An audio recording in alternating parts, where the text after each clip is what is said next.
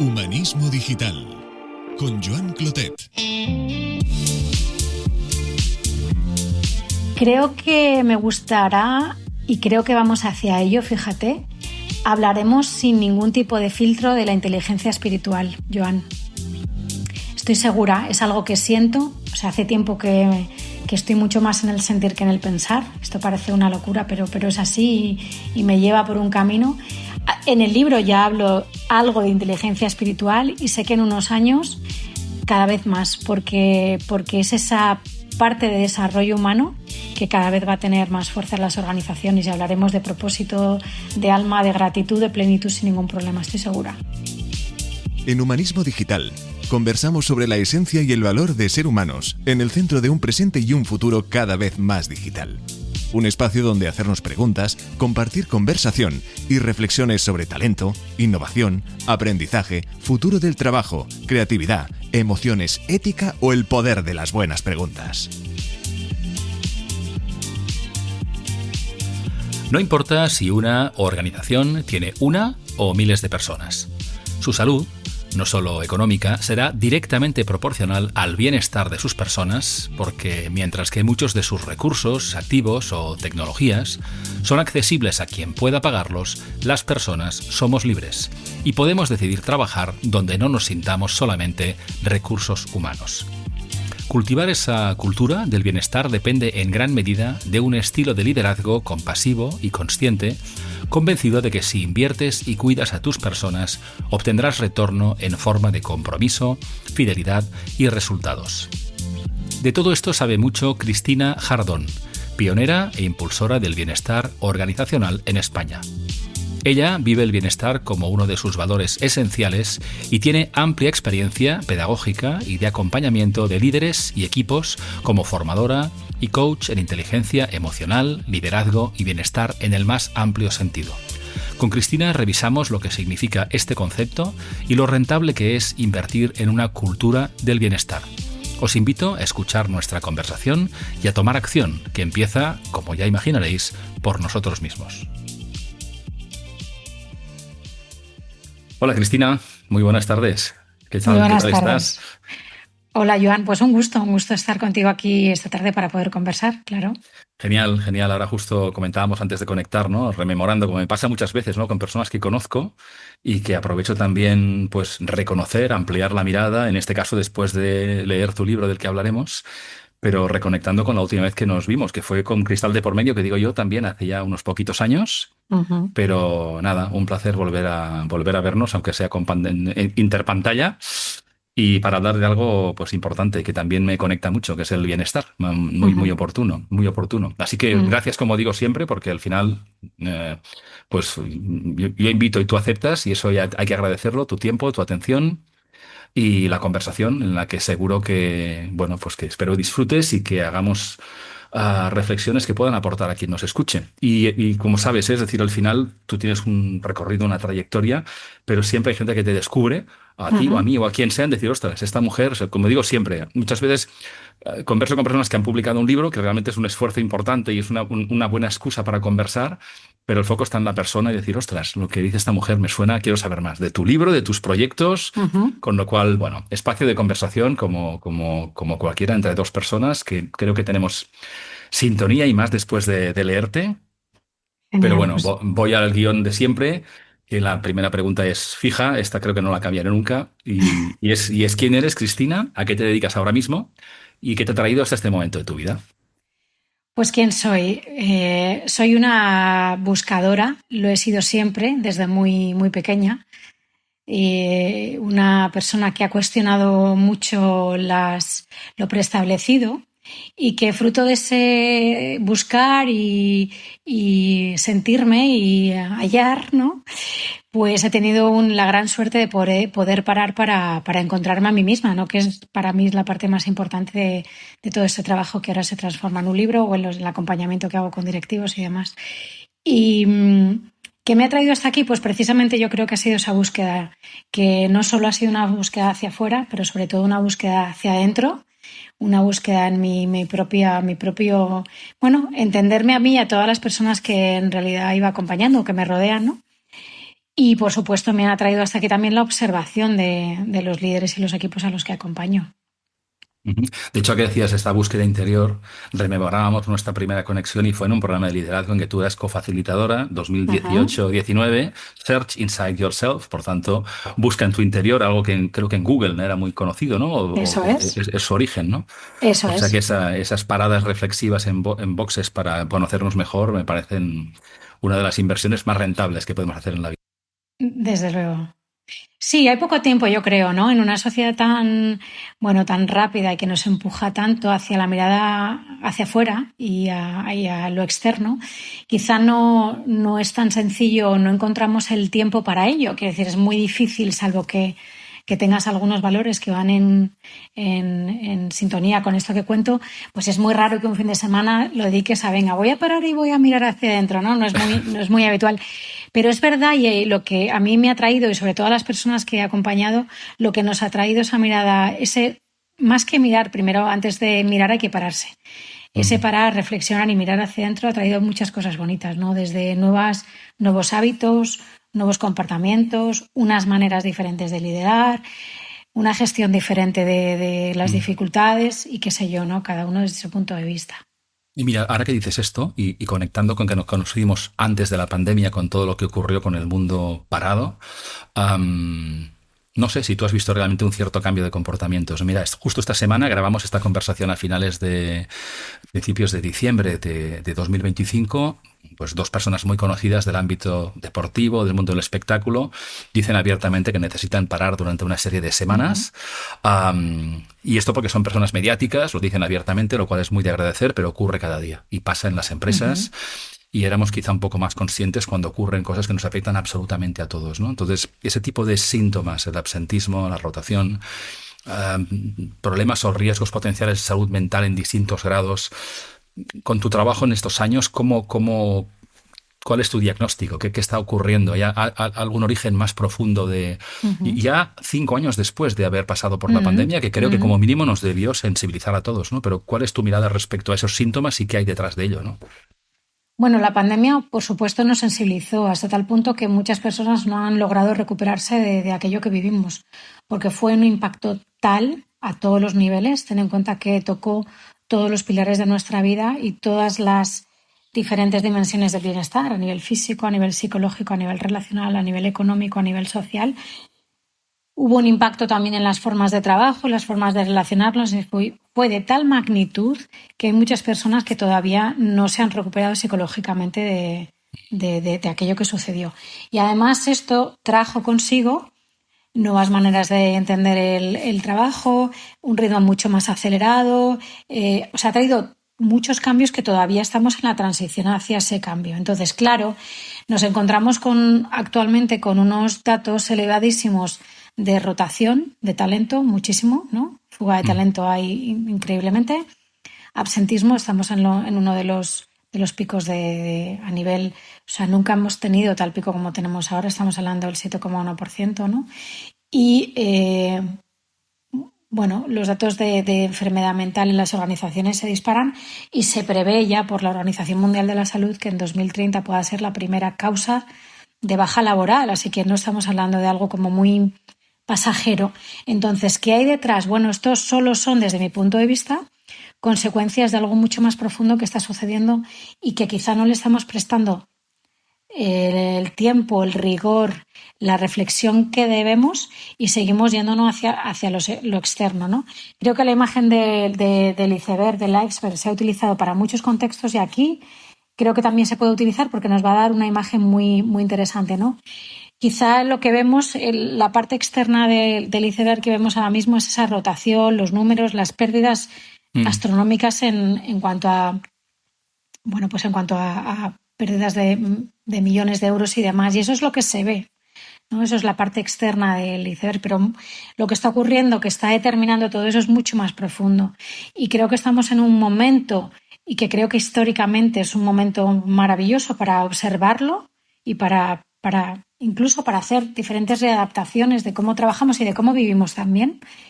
Y ese cambio más profundo para mí tiene que ver con la identidad de cada una de esas organizaciones y con el propósito, es decir, el para qué hacemos lo que hacemos cada uno en nuestra vida, el día a día, pero también para qué hacemos lo que hacemos desde el punto de vista de las organizaciones, porque si no, cualquier cosa que se haga, incluido el bienestar, puede estar cargado no de maldad, pero de falta de autenticidad, ¿no? De falta de nobleza. Y creo que el bienestar, que va de la mano clarísimamente de mirar a las personas a los ojos y va de la mano del humanismo, se tiene que tocar desde otro punto. Y ese punto, como digo, y que finalmente dé un resultado positivo a niveles de reducción del absentismo, de reducción de esa rotación y de reducción, por supuesto, de estas bajas por enfermedad mental, tenemos que irnos a algo mucho más profundo, que ya no son solo los procesos y los resultados, sino estilos de liderazgo, valores a la organización, propósito y una mirada al ser humano real, al ser humano como tal, al ser humano, porque estamos en un momento de un cambio tan grande que no cabe otra manera de enfocar las organizaciones si no miramos al ser humano, que al final el ser humano es quien hace. Hablamos de organizaciones, pero una organización sin sus empleados no es nada, está vacía. Entonces, las organizaciones nacen y crecen y sobreviven y son saludables gracias a las personas que trabajan dentro. Sí, muy, muy de acuerdo, Cristina. Y además, claro, a veces habrá diferencias, ¿no? En función de una compañía de servicios que es más intensiva en personas, debería tenerlo claro, ¿no? Y hay casos que sorprenden también desde fuera, ¿eh? Es decir, la poca sensibilidad o insuficiente que hay por un tema como este. Pero incluso compañías que son poco intensivas en personal, por pocas personas que tengas, tienes que cuidarlas, porque pueden irse a otro sitio y tienes más dependencias de esas personas, de su conocimiento. No sé, yo creo que hay una evolución que tiene que ver también con, como decías tú, ¿no? La manera en que miramos, ¿no? Mira, en tu libro, que por cierto, pues Cultura del Bienestar, recomiendo, te decía, casi terminándolo y disfrutando con él, porque te da una mirada muy amplia de lo que significa bienestar y lo acabas de apuntar en sus diferentes dimensiones. Que has publicado con Plataforma Editorial, dices muchísimas cosas interesantes, pero una de las frases que apunté es para retarte incluso un poco, las organizaciones se transforman al ritmo de las personas, no al revés. Alguien que diga, bueno, pero ¿yo qué puedo hacer en esto? ¿No? Esto depende de los de arriba, de los que mandan. Yo quiero un poco, ya te digo, retarte en decir, oye, si al final lo hacemos las personas y todos somos personas, ¿qué le dirías a alguien que diga, no depende de mí, depende de mi jefe o de alguien que está más arriba, ¿yo qué puedo hacer? Alguien más víctima que responsable en la parte que le toque, ¿no? Fíjate, te agradezco mucho que traigas esta frase del libro, porque yo creo que genera debate y la voy a explicar, ¿no? Es verdad que las organizaciones traen, pero no solo las organizaciones, sino el momento social, económico, etc., que viven las organizaciones, trae una serie de cambios o transformaciones que involucran o impactan en las personas y estas muchas veces no tienen nada que decir, lo asumen sin más, lo aceptan sin más y las personas se ven abocadas a aceptar de una manera u otra que toca eso. Pero fíjate que cuando eso sucede y hay un desenganche, porque suele haberlo si no se acompaña desde el bienestar a las personas en el cambio, esa persona ya está muerta. Perdón, esa organización ya está muerta, o sea, ya carece de vida, ya no tiene ese impulso, la energía vital que una persona trae consigo a sus relaciones, a sus proyectos, a sus iniciativas, a lo que sea. A eso me refería. Por tanto, y desde ese punto de vista, partiendo de la base que yo creo que las organizaciones saludables son saludables cuando las personas que trabajan en esas organizaciones se sienten saludables, cuidadas y miradas y valoradas, es desde ahí desde donde enfoco esta frase. Entonces, claro, dices, bueno, ¿y qué puedo hacer yo si tengo una organización en la que ¿no? Hay como una presión en la que yo me siento más víctima que otra cosa? Bueno, yo creo que en función de la vida de cada uno y aquí, ¿quién soy yo para decirle a nadie lo que tiene que hacer? Por favor, esto que quede claro, ¿no? Y siempre va a depender del momento vital que cada persona tenga cuando se encuentre con esta situación, porque quizá para algunas personas encontrarse con esta organización a este nivel pueda ser el revulsivo que necesita para marcharse y buscar algo que realmente conecte con lo que esa persona siente, necesita y quiere en ese momento, ¿no? Pero si no es así, porque a veces no se puede, yo sí que creo que dentro del bienestar hay una parte que no depende tanto de lo de fuera, de lo que haga mi organización, de lo que me promueva mi líder, de lo que me diga el de enfrente, sino que depende de uno mismo también. Es decir, creo que hay una corresponsabilidad muy interesante cuando hablamos de bienestar, y no voy a hablar de felicidad porque nos metemos quizá en otro campo, pero sí esa etapa más inicial que es el bienestar. que está en cada uno de nosotros. Es decir, yo cómo quiero vivir cada día de mi vida. ¿Cómo lo quiero vivir? Lo quiero vivir en tranquilidad, en equilibrio, en bienestar, en salud. ¿Y qué tengo que hacer para ello? Y eso es tan sencillo como de nuevo hacer esa parada en boxes de la que tú hablas y mirar cómo está nuestra vida en cada uno de esos pilares que yo defino como bienestar y poder incluso ejecutar un plan de acción para hacer alguna mejora. Y dicho sea de paso, estamos en diciembre de 2025, en nada comenzamos año y comenzamos con los nuevos propósitos del año. Pues ¿por qué no decir, este es el momento de mi bienestar, me voy a poner con ello independientemente de que las circunstancias en este momento no son tan favorables? Pero es que ocurre una magia, todavía va más allá, y es que cuando tú decides hacer ese cambio por ti, por tu propio bienestar, por tu familia, por estar en equilibrio, por vivir en bienestar, automáticamente hay algo que cambia la relación con los demás y en la relación con el entorno. Es decir, yo empiezo a ver de manera diferente, empiezo a mirar de otro modo, empiezo a darme cuenta de que si yo estoy bien y promuevo mi propio bienestar, lo de fuera tiene peso, pero quizá no tenga tanto. Con lo cual, el cambio ese de foco también hace que muchas cosas se suavicen. Uh-huh. Y en un momento dado, volvemos a lo mismo, uno pueda tomar la decisión que necesite en ese momento para buscar su camino, aquel camino donde pueda vivir en mayor bienestar. Uh-huh. Bueno, y además tiene todo el sentido y además eso seguramente, no sé, te escuchaba y pensaba, habrá algunos directivas atrapados en una inercia de aquello que el momento, el contexto les requiere, y incluso en una inercia de años en aquello en lo que han sido reconocidos, con lo cual los primeros a darse cuenta de dónde están, qué es lo que quieren, cómo impactan en los demás son ellos y ellas, ¿no? Y a lo mejor un mensaje como el que tú traes, y yo también abogo, pues a lo mejor lo ven como más lejano, más ajeno, y bueno, esa digamos, ese espacio para la gestión de personas, para el factor humano, ocurre toda la vida, ¿no? Como diciendo, no, aquí se viene llorado, ¿no? O aquí a producir.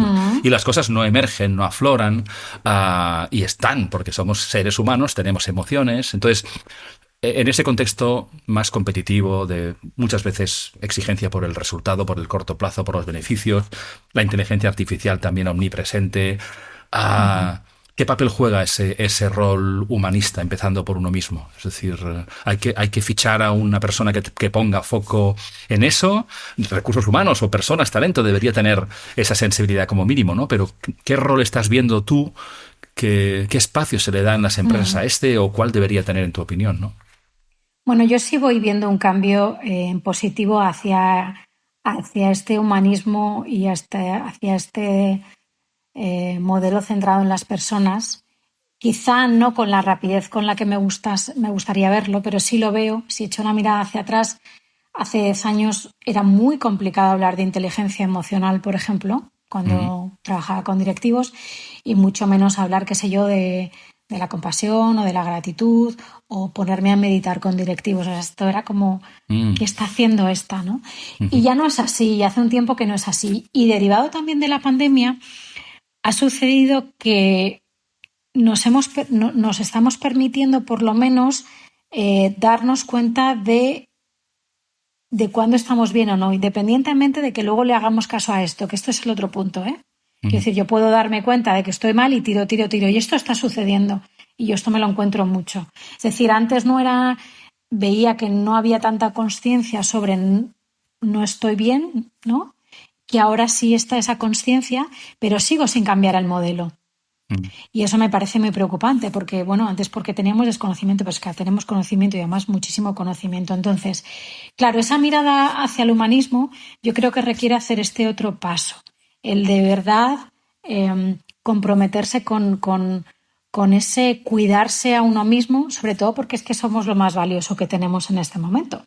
Quiero decir, todas las personas que tenemos a nuestro... Y esto no es una mirada egoísta, ¿no? Sino una mirada saludable. Todas las personas que tenemos a nuestro alrededor, y más aún en los trabajos, quiero decir, hay movimientos, ¿no? Hay personas que se jubilan, hay otras que cambian, otras que van a otro rol, otras que cambian de empresa, pero nosotros a nosotros mismos nos vamos a tener siempre. Entonces, a mí me gusta mucho hablar de amigarnos con nosotros mismos, porque yo sé que yo misma me voy a acompañar a mí misma hasta el resto de mis días, ¿no? Entonces creo que esa mirada al humanismo si bien tiene que ir acompañada de la mirada a uno mismo y darse ese espacio para preguntarse más a menudo, oye, ¿cómo estoy y qué puedo hacer para encontrar mayor bienestar? Como tú has dicho, debería ir acompañada de los departamentos, los recursos, los procedimientos, los valores, la cultura, por eso se llama Cultura del Bienestar mi libro, la cultura que acompañe a esa mirada hacia lo humano, sobre todo porque el momento actual lo requiere.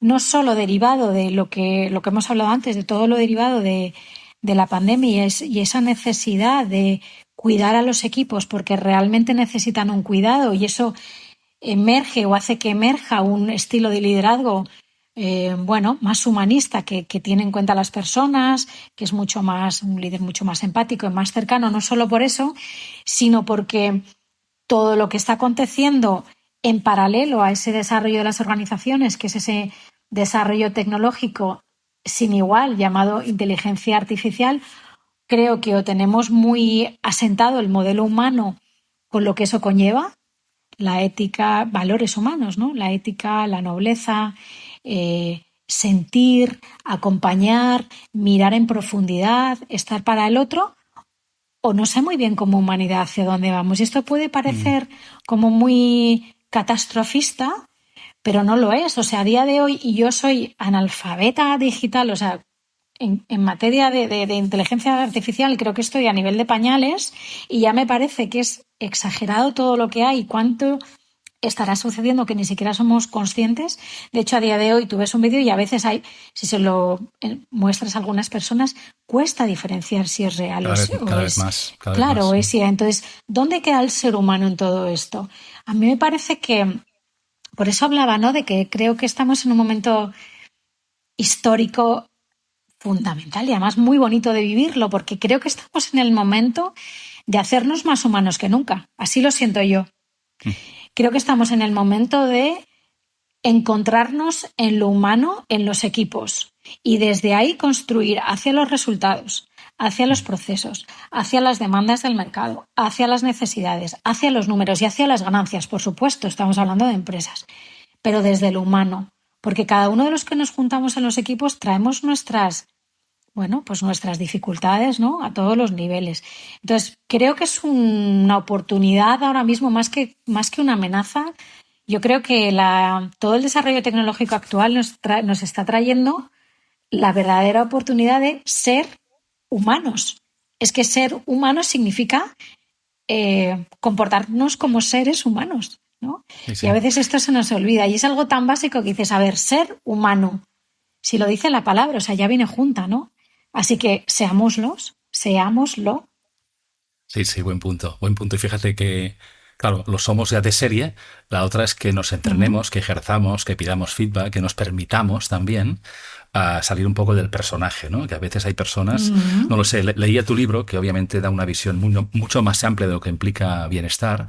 Y también te diría, desde la empatía del directivo o directiva que nos pueda estar escuchando, y que, bueno, empieza a pensar que a lo mejor hay cosas que podría hacer diferente, ¿no? O sea, alguien que tú dices, oye, al final un plan de bienestar, tanto individual como colectivo en una organización, tiene que tener un buen equilibrio entre la parte racional y la parte emocional, ¿no? Entonces, alguien que ha desarrollado su carrera en una cultura donde básicamente es decisiones, racionalidad, ejecución, y bueno, ciertas cosas le incomodan porque no ha tenido ese contexto, no se lo ha permitido. No sé, es decir, ¿qué ocurre cuando una empresa tiene más perfiles de este tipo o cuando un directivo se empieza a dar cuenta de que quizá se está apoyando demasiado en ser racional, frío, efectivo y evita incluso ciertas conversaciones, miradas, silencios porque le incomodan empezando por sí mismo, ¿no? Bueno, yo creo que has dado la palabra clave, es la incomodidad. O sea, es mucho más fácil no entrar yo creo que son cuestiones en las que creo que no voy a tener el control. Y como nos cuesta salirnos del control, ¿no? Sobre todo cuando tenemos perfiles directivos, es como que tenerlo todo absolutamente controlado, ¿no? Y claro, salirnos de ese control asusta, ya sea, qué sé yo, una manera nueva de afrontar un reto o un procedimiento nuevo, o abrirme a otro estilo de liderazgo. O sea, yo creo que es salir de lo conocido. Entonces, Desde ahí, pues, ¿qué te voy a decir? Como pedagoga y experta en varias materias, pero no hay aprendizaje, simplemente estamos en un tran-tran, quiero decir, realizamos nuestras funciones y se acabó. Yo hablo de mente y corazón porque para mí van de la mano. Básicamente porque son dos dimensiones del ser humano que no podemos disociar, separar, ¿no? Claro, separar esto es como, fíjate, antiguamente se veía mucho, ¿no? Yo voy al trabajo y me coloco un traje, pero luego yo a casa soy otra persona. Claro, pues así ha pasado que personas que han tenido muchos problemas con esa disociación psicológica, porque es impensable. Al final somos una persona con diferentes dimensiones y para mí tienen que ir, cuando hablamos de vivir en equilibrio y en bienestar, tienen que ir de la mano, ¿no? ¿Qué sucede? Que cuando todo está puesto con tanta racionalidad y hay tanta mente racional, ¿no? Y nos olvidamos de esa parte del corazón, nos estamos olvidando del lado humano. Y cuando me olvido del lado humano, pues me cuesta escuchar al equipo, me cuesta entenderlo, me cuesta ser empático, voy al proceso, voy al resultado sin importarme cómo llegará y esto es peligroso. Sobre todo porque los equipos demandan ese cuidado. O sea, si no se demandara, pues te diríamos, bueno, pues venga, podemos tirar y que de momento nos ha resultado fenomenal. Pero es que ya no es así. Y ya no solo las generaciones nuevas, que por supuesto van demandando otro tipo de liderazgo y son capaces de no unirse a un proyecto porque el líder que tiene no les gusta. Esto yo ya lo he visto. Y se quedan tan anchos, no tienen la necesidad de incorporarse a un proyecto donde saben que no van a estar bien, ¿no? Pero no solo las generaciones venideras, ¿no?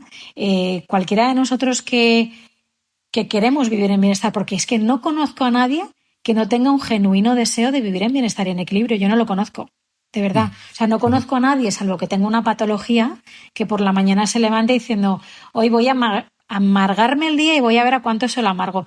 Que alguien nos escuchará y dirá, pues yo conozco a varios. Seguro, puede ser. Pero seguramente ahí hablaríamos de una patología. Es decir, todos, y además es una necesidad nuclear del ser humano, buscamos estar bien y buscamos la felicidad. Por tanto, sí que creo que cuando aunamos y somos capaces de poner a trabajar conjuntamente esa parte pensante, de planificar, esa parte racional, de la memoria, el aprendizaje, la parte más que en otro contexto es como el cerebro masculino, unido a ese otro cerebro más femenino, que no digo que sea cerebro de la mujer, digo femenino, ¿no? Esa parte más yin, esa parte del cuidado, la empatía, la escucha profunda, en inglés de support, ¿no? Al equipo, el sostener al equipo, pues aparece un liderazgo diferente, que va muy en consonancia a lo que se necesita ahora y al liderazgo unido al bienestar del que yo hablo en mi libro. Sí, además, fíjate, te escuchaba y pensaba, me resuena que digas, hay que darse cuenta también, ¿no? Es decir, tienes una cierta manera de hacerlo, incluso coincido contigo, las personas no salen a sufrir, pero a veces positiva en un contexto bastante bélico, con orgullo. Y además son reconocidos por ello por alguien que también es guerrero o guerrera, que le dice, lo estás haciendo bien. Y a lo mejor ni siquiera se pueden dar cuenta de decías, oye, las personas necesitan sentirnos presentes, cuidados, que somos importantes, cada uno en distinto grado y variable en el tiempo.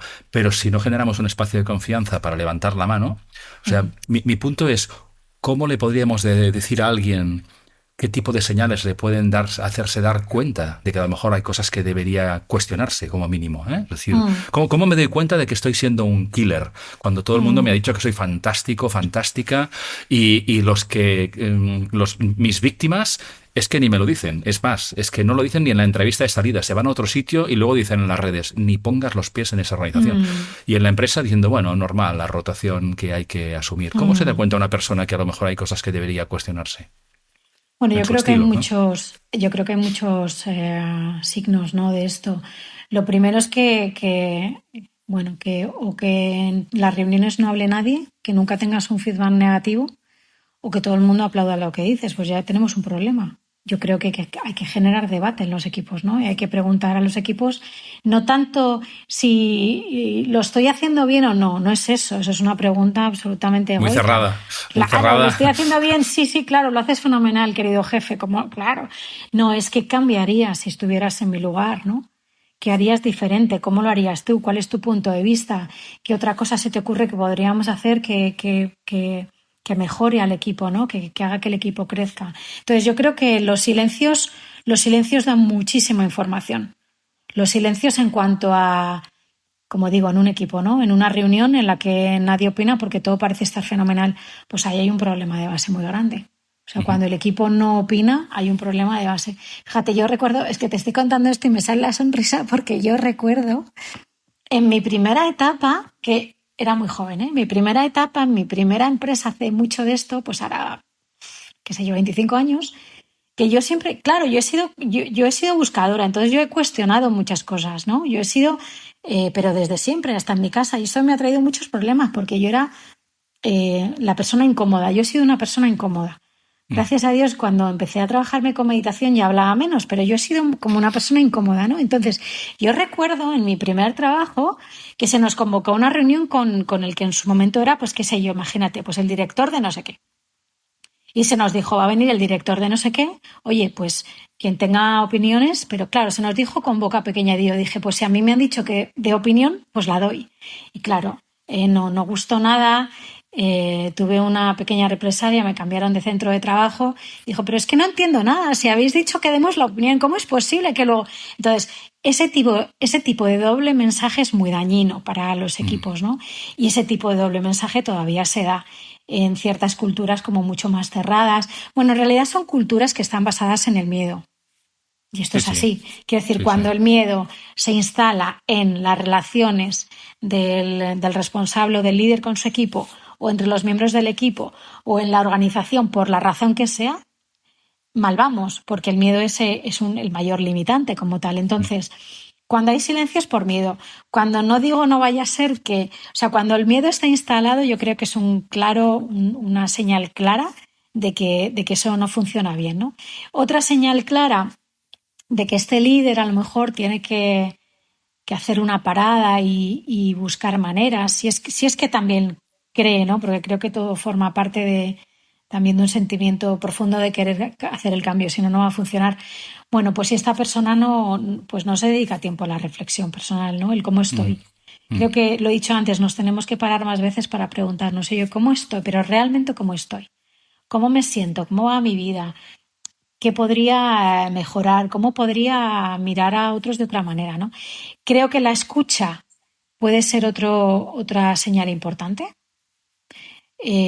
Aquí cabría, ¿no? Seguramente ya has hecho programas solo casi de la escucha, porque la escucha es ahí hay un área de mejora importante, ¿no? Para todos en general. Pero claro, el líder tiene que saber escuchar. Y saber escuchar significa gestión emocional para no saltar ni tener ese ímpetu o ese impulso cuando me dicen algo que no quiero escuchar. O sea, necesito saber regular, necesito tener la humildad de no, sí, pero, ya no, pero, quiere decir justificarse y, por supuesto, tener la confianza en su equipo y en los cambios que se puedan hacer entre todos, ¿no? Y, bueno, seguro que hay más señales que nos dan la clave, pero sí. Son buenas pistas y además fíjate que alguna de ellas, o quizá todas, ¿no? Hay pequeños gestos. Cuando decías yo era incómoda, hace falta preguntas incómodas. Es como aquellas reuniones que se eternizan y alguien dice, seguro que estamos hablando del tema, y piensas qué bien, ¿no? Que alguien ha puesto el elefante en la sala, llevamos media hora divagando y alguien dice... Entonces, a lo mejor alguien podría decir, oye, en cada reunión necesito una pregunta incómoda. No sé quién la va a dar, pero necesito que alguien haga la pregunta incómoda. No te estoy diciendo tú eres el incómodo, pero hay pequeñas cosas que alguien puede invitar, incorporar a la mesa para ver qué ocurre. Y creo que también es un círculo virtuoso, ¿no? Es decir, no tenemos por qué cambiar en nada de un día para otro, pero si nos atrevemos desde la vulnerabilidad a probar ciertas cosas, pues a lo mejor si haces cosas, pasan cosas. Y a lo mejor también no sé tu experiencia, pero también te puedes redescubrir que también eres capaz de hacer otras cosas de otra manera y hasta ahora no te has permitido, ¿no? Porque, no sé, la cultura de tu compañía o atrapado en tu propio personaje que hasta ahora parece que funcionaba, hasta que parece que no. No hace falta que haya una valoración 360 o que la gente diga, no, yo no quiero trabajar con X, ¿no? Y empiezas a pensar, yo soy buenísimo, ¿qué pasa si yo cuido a la gente, no? O sea, no sé, esas pequeñas cosas que está en manos de todos hacer. No sé dónde escuché esto porque seguro que tú lo has escuchado o practicado o en tus cursos, ¿no? Pero alguien me dijo hace muchos años, dice, mira, yo antes de entrar en una reunión, antes de entrar en la puerta, antes de que me vean entrar, Para un segundo, inspiro y me permito 30 segundos, simplemente para ser más consciente de cómo entro. Y evidentemente dice, lo hago con discreción para que la gente no se asuste qué le pasa, y simplemente tomo aire para decir, he dormido poco, estoy enfadado, no me cae bien, para ser más consciente. Y simplemente ese pequeño gesto de 10 segundos antes de entrar marca la diferencia en mi predisposición, y por tanto, como yo entro con una predisposición más consciente, pues no entro, venga va, si vengo con prisa y entro, venga va, pues un venga va, la gente es, o se cierran o no sé. Siempre pienso en pequeñas cosas que las personas podemos hacer para explorar otros campos que en tu libro desarrollas ampliamente. Por ejemplo, mira, una cosa que quería preguntarte, porque además en el libro lo explicas, pero creo que es bueno también, el liderazgo compasivo. La compasión, que es un concepto muchas veces que entendemos poco. Es decir, cuando decimos que, o dices en tu libro, que hablas de este liderazgo compasivo o de servicio, ¿cómo entiendes la compasión para que el que nos escuche sintonice un poco con ese concepto?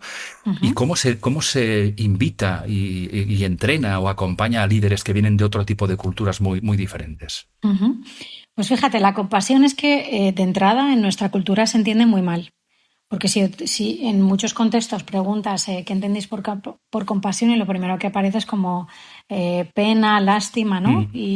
Pero en realidad no es eso. Es verdad que por nuestra tradición judeocristiana tenemos esa asociación, pero no es así.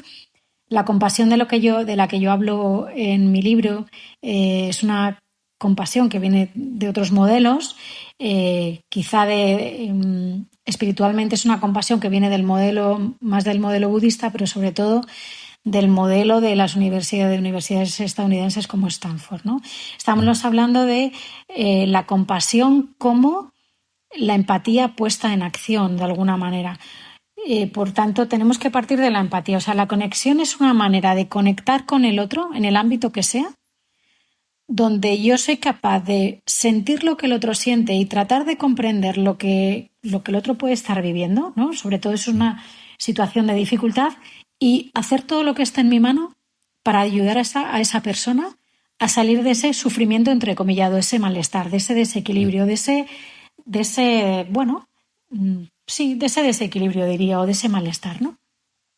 Aplicado al ámbito de liderazgo, cuando hablamos de liderazgo compasivo, hablamos de ese líder al servicio, se llama así, de servant leader, ¿no? El servant leadership es el liderazgo servicio, es decir, ese líder que es capaz de estar presente para su equipo, y esto ya es mucho, porque vamos, en general, con el ritmo, vamos con muy poca presencia, estamos de cuerpo en cuerpo, pero en mente no, muchas veces, con lo cual hablamos de un líder presente, atento a las experiencias de su equipo, lo que va bien, lo que va mal, cómo está uno, cómo está el otro, cómo le he sentado esto, cómo va el proyecto, es decir, atento a las experiencias y cómo está viviendo, cómo se está desarrollando cada miembro de su equipo, y muy abierto también a dónde puede ser de ayuda para ejecutarla, no para salir huyendo cuando ve un problema, sino estar ahí. Es decir, es el líder que se remanga y que se pone el primero, ¿no? Y podemos tirar de casos sociales que seguro que nos viene a la cabeza. Si tiramos, por ejemplo, cualquier imagen de la Dana, seguro que ahí hemos visto por supuesto, muchos líderes compasivos. Yo me pongo casi en tu piel, si es que puedo, o al menos lo intento, o sea, tengo la intención de conectar contigo y veo que está en mi mano en este momento para que entre los dos podamos crecer juntos y salir de o de ayudarte en este momento de malestar.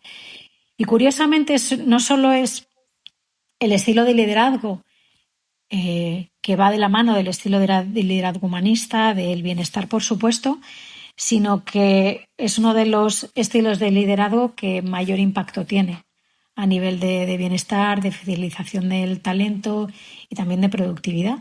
Es que los equipos funcionan mejor cuando se sienten reconocidos y apoyados. Y eso no hay otra persona que pueda hacerlo, tiene que hacer el líder. Es más, cuando estamos en momentos de dificultad, cuando hay un ERTE, un ERE, me da igual, o hay cualquier momento de dificultad en una compañía, el equipo mira al líder. El líder es el referente en todo momento, igual que en una familia el referente son los educadores. Y cuando hay una dificultad, miramos a ver cómo reaccionan papá y mamá. me he pegado un susto. Esto se ve mucho en los niños pequeños, ¿no? Ves al bebé, ¿no? Y el bebé o el niño pequeño y hay un susto y de repente mira a papá y mamá. Y si papá y mamá están tranquilos, él se relaja. Y pues con los equipos, perdonadme en este símil, pero para que se vea de manera muy gráfica, ¿no? Ocurre lo mismo. Es cómo está respondiendo mi jefe a esto o mi líder.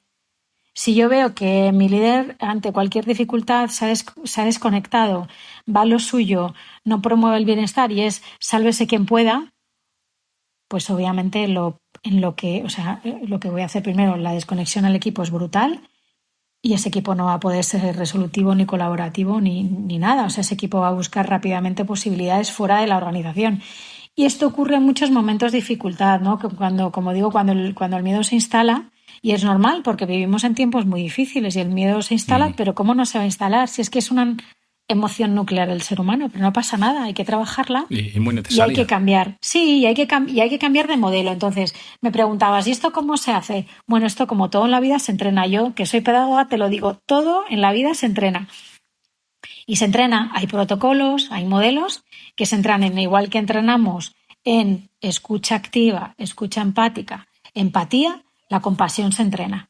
Se entrena con unas determinadas prácticas, con unos determinados ejercicios y se entrena. Pero vamos, que por dar una pista lo pueden ir entrenando ya, simplemente preguntándose en cada situación que se encuentren con el equipo, preguntándose internamente, ¿cómo puedo ser de ayuda en este momento? ¿Qué puedo hacer? ¿Qué está en mi mano en este momento que pueda ser de ayuda para esta persona o para mi equipo o para mi compañero o para mi superior, qué sé yo? Esta pregunta, Cristina, fíjate que es muy potente y la hacemos poco, ¿no? Y es que asumimos demasiadas cosas. Hablabas de la relación con los hijos, ¿no? Cuando son tan pequeñitos y nos miran a nosotros. Cometemos el error muchas veces de decir, el niño está llorando, que no pasa nada, no llores, porque yo ya asumo qué te está pasando, porque no puedes hablar conmigo, o yo ya sé lo que te ocurre. Y es igual lo que tú has vivido, porque el niño ni te entiende, te está mirando simplemente y espera que le ayudes. Cuando empiezan a hablar, pues decir, oye, ¿qué necesitas? Y el niño te lo dirá, o no. Pues yo creo que a medida que el niño no es tan niño, pues también creo que muchas veces asumimos demasiadas cosas. Y poder preguntar con honestidad y con ganas de entender y generar el espacio para que te diga, mira, es que no sé cómo hacer esto, ¿no? Y pues así de simple, ¿no? Y bueno, así de simple o de complicado, no lo sé, pero generar pequeños espacios de apertura, de confianza. Yo también he visto casos muy espectaculares de estilos de liderazgo muy consolidados que de repente se permiten abrir pequeños espacios de oportunidad y tú muchísimo más que yo y además acompañando a personas en ese proceso, ¿no? En el que se pueden hacer, como tú decías, yo coincido mucho, entrenar pequeñas cosas, permitirnos, cuestionarnos, permitirnos y probar, porque al final las personas humanas nos conectamos por lo mismo, que es no por el bolsillo, por el cerebro, por el corazón y también por el bolsillo, pero todo en su justa medida, ¿eh? Hombre, yo creo Cristina, que perdóname, que hablas de probar. Pues claro que hay que probar. Si es que la vida es un poco un juego también, ¿no? O sea, a mí me da mucha lástima ver a líderes o managers, directivos y demás con la mirada puesta en la jubilación. Me da mucha pena. Me da pena porque creo que les queda mucho tiempo para hacer muchas cosas buenas y para quizá hacer el cambio más impresionante de su carrera, que es acompañar genuinamente a esas personas que tienen con ellos. Y efectivamente no se trata de grandes cosas donde dices, uff, es que por ahí no tengo ni el tiempo. Y claro, es entendible. No. Se trata de hábitos muy pequeños y cambios muy, muy pequeños y permitirnos jugar a, oye, ¿qué pasa si voy a ir mañana y voy a hacer algo nuevo? A ver cómo reacciona mi equipo, a ver qué me dicen. Y esto ha sucedido, por ejemplo, efectivamente, cuando con diferentes equipos hemos integrado 1 minuto de respiración consciente o de mindfulness antes de las reuniones. Y yo les decía, pruébalo. No es que mi equipo me va a decir, bueno, no lo cuestiones, pruébalo y da la opción, hazlo de manera voluntaria. Y al cabo del tiempo, la respuesta era, ¿sabes que mi equipo ahora me lo pide? Pues claro, es que tu equipo lo estaba esperando, ¿no? Y de alguna manera has abierto, como tú dices, ese espacio y ahora es de manera diferente.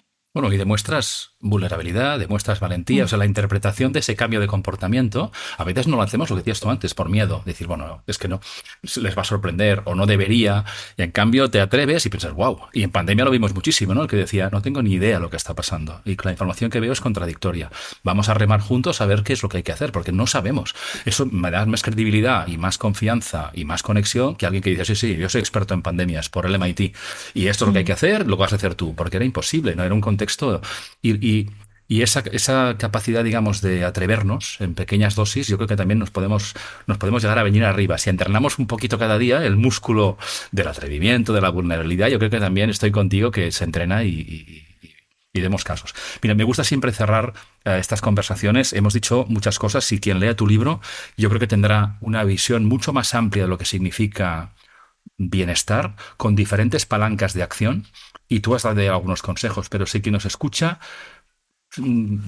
dice, ¿qué podría hacer yo mañana que tenga impacto en bienestar en mi equipo, en mi compañía? Sea quien nos escucha, trabaje de lo que trabaje, que esté en manos de cualquier persona en decir algo que yo puedo hacer mañana que va en beneficio de generar más bienestar en el sitio, en mi contexto laboral o personal, vaya.